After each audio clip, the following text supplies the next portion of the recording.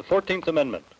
The 14th Amendment, proclaimed ratified in 1868, was never legally adopted. Yet it is the basis for contemporary court decisions and governmental practices which are shattering the foundations of our free society. This illegal appendage to our organic law has been used by the Warren Court in recent years as authority for decisions which, if permitted to stand, will complete the destruction of our republic. Misinterpretation of the illegal 14th has caused such legal confusion as to render our system of constitutional law almost meaningless, even if the courts were restrained from further misinterpretations. Congress should resubmit the 14th Amendment for legal ratification or rejection. I believe the people would reject it because we cannot restore constitutional government until the 14th Amendment and all its progeny are abolished. That is a summary of my report on the 14th Amendment. The full report after a message from my sponsor.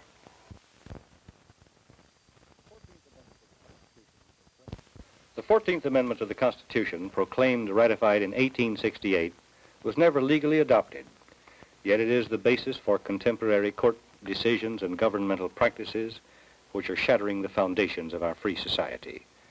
Congress should resubmit the 14th Amendment for legal ratification or rejection.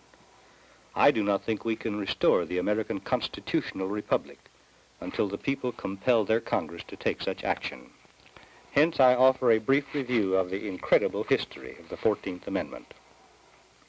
Throughout the war between the states, 1861-65, President Lincoln maintained that the American Union was indivisible, that the war was being fought not to abolish slavery, but to suppress rebellion, which threatened to dismember the Union, and that once the rebellion was suppressed, the Union of all states would exist exactly as before hostilities. The day hostilities ended, therefore, the southern states were constitutionally entitled to their full representations and rights in the National Congress. The federal government could not legally lay down conditions for readmitting the southern states because, according to the doctrine of Lincoln and the decision of war, they had never left the Union. Lincoln was assassinated April 14, 1865, 5 days after Lee's surrender. But Lincoln's successor, President Johnson, quickly carried out Lincoln's plan of Reconstruction. In each Confederate state, Johnson appointed a temporary governor to maintain order while the people of that state held elections and formed a new state government. Persons entitled to vote in these elections were those who had been qualified to vote prior to the Civil War and who took an oath of allegiance to the Union. By mid-July 1865, all Confederate states except Texas had thus established legitimate governments, and all of them, except Texas and Mississippi, acting as states in the Union, had ratified the 13th Amendment abolishing slavery. When Congress convened in December 1865, the radicals in control refused, however, to seat representatives and senators from these Confederate states.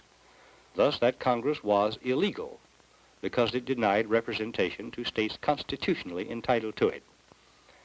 In June 1866, the illegal Congress considered proposing the 14th Amendment. The vote on this proposal failed to pass in compliance with the constitutional requirement that 2/3 of both houses must approve a resolution proposing a constitutional amendment. Nonetheless, the radical leadership of Congress arbitrarily declared the 14th Amendment resolution enacted and submitted it to all states for ratification, including the Confederate states, which had been denied representation. 10 Confederate states and 4 northern states rejected the proposed 14th Amendment.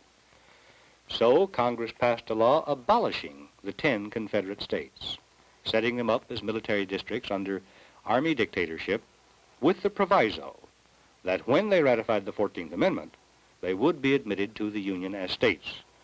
Although the Constitution provides that only states already in the Union can ratify an amendment and gives Congress no power at all to meddle in state decisions to amend or not to amend the Constitution.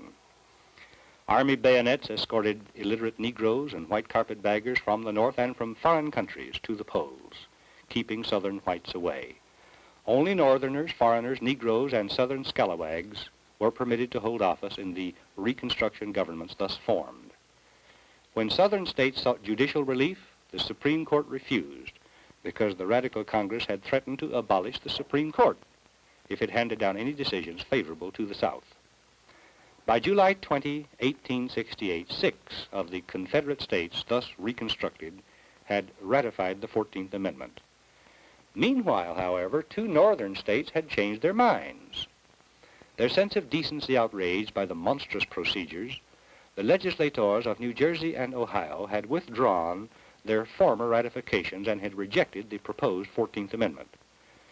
This meant that, even with the 6 Confederate ratifications made at gunpoint, there were not enough ratifications to meet the constitutional requirement that 3/4 of all states must ratify a constitutional amendment. But on July 21, 1868, Congress declared the 14th Amendment ratified anyway. This illegal appendage to our organic law has been used by the Warren Court in recent years as authority for decisions which, if permitted to stand, will complete the destruction of our republic. In the school segregation decision of May 1954, for example, the Supreme Court, using the 14th Amendment as its authority, assumed the power to change the meaning of the Constitution in order to make a decision which the court desired.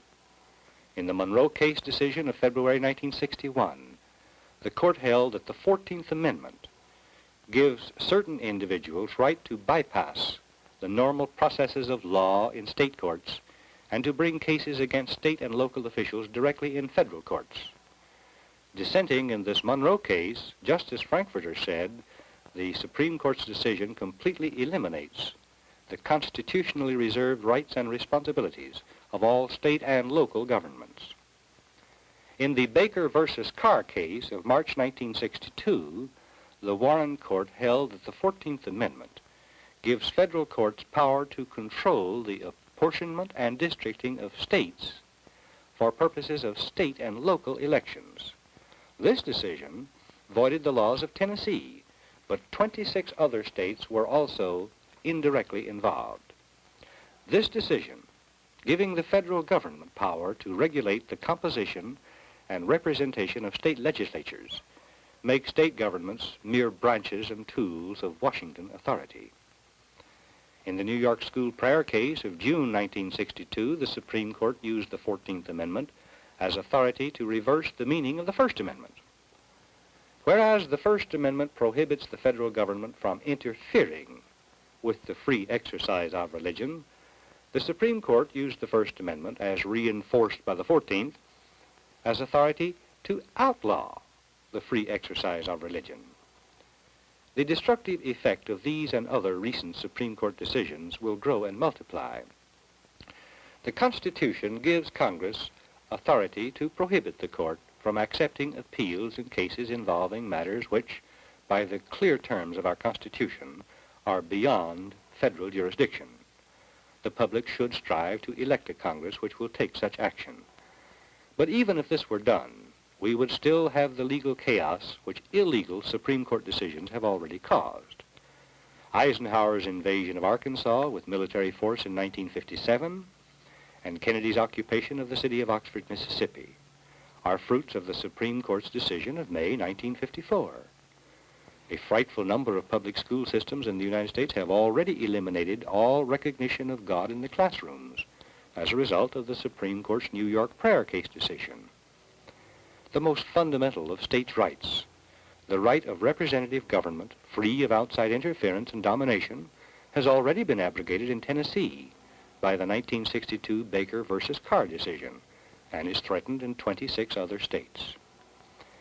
Misinterpretation of the 14th Amendment, which is not a valid part of our Constitution, has caused such legal confusion as to render our system of constitutional law almost meaningless, even if the courts were restrained from further misinterpretations. Obviously, we need to eliminate the 14th Amendment and all the fruits of it. Get rid of the amendment and nullify all court decisions, executive actions, administrative regulations, and laws based on it. But how? Congress could enact a resolution proposing repeal of the 14th Amendment, but this would be tacit recognition that the amendment is now legal. Moreover, this vital question should be resolved not by some branch or agency of government, but by the people themselves. Congress should enact a resolution resubmitting the 14th Amendment for legal ratification or rejection. If the people want the 14th Amendment and all that it has produced, they could persuade 3/4 of the state legislatures to ratify it legally. I believe, however, that if given a chance, the people would tell their state legislators to reject the 14th Amendment. Large numbers of Americans are coming to realize that unless the 14th Amendment and all its progeny are abolished, we will not, no matter what else we may do, restore constitutional government in the United States. The meaning of constitutional government is that the government must be bound by the contract, the Constitution, which created the government. If public officials can change the Constitution, which they are sworn to uphold and obey, as they have been using the 14th Amendment as authority to do, then we actually have no Constitution. The law of the land becomes whatever officialdom wants it to mean on any particular day. We are at the mercy of a judicial oligarchy which today can say that the Constitution and the laws mean one thing, but tomorrow can decide that they mean something else. That kind of chaos has already been created in our whole system of constitutional law by Warren Court misinterpretations of the illegal 14th Amendment. I know of no way to remove this confusion except by removing the basis of it, the 14th Amendment. This is a decision, however, that should not be made by Congress, but should be made by the whole people, acting through due constitutional process, through process as prescribed in the Constitution. Goodbye. God bless you.